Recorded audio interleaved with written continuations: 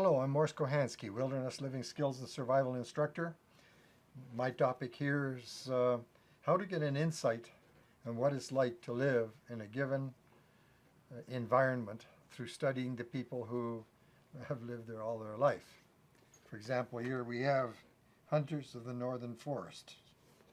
The survival manuals will often have a chapter on how to sustain yourself by living off the land, but you will find much more detailed and superior knowledge and background by examining the methods that the residents of the northern forest might have even used. Here is one book that gets to the topic. It's called The Indian Hunters. So here is a considerable discussion of all the native people's methods of fishing and hunting, with the focus being before the white man arrived with the rifle and so on. Indians of the plains.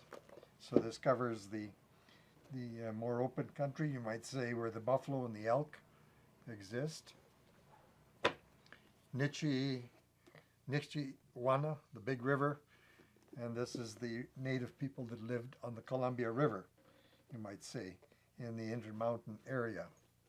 The Han, they are more or less Alaska and the Yukon. And here we have a book called The Ingalik Material Culture. The Ingalik live in the very center of Alaska. Everything described in this book is found in central Alberta as well, you might say.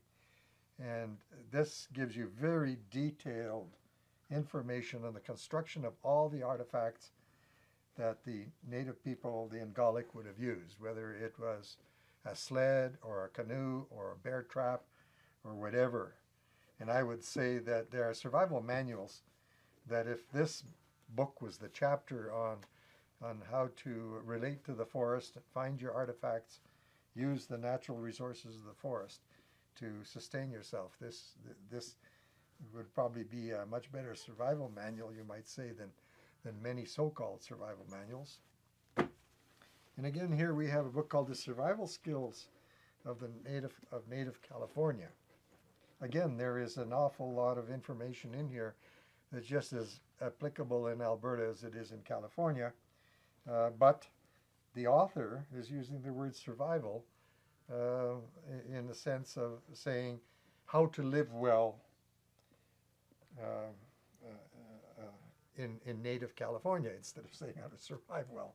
But nonetheless, we understand what the author means, and this is an excellent book with regard to how to do things. That's what the issue is with all these books, is how would I go about catching that fish?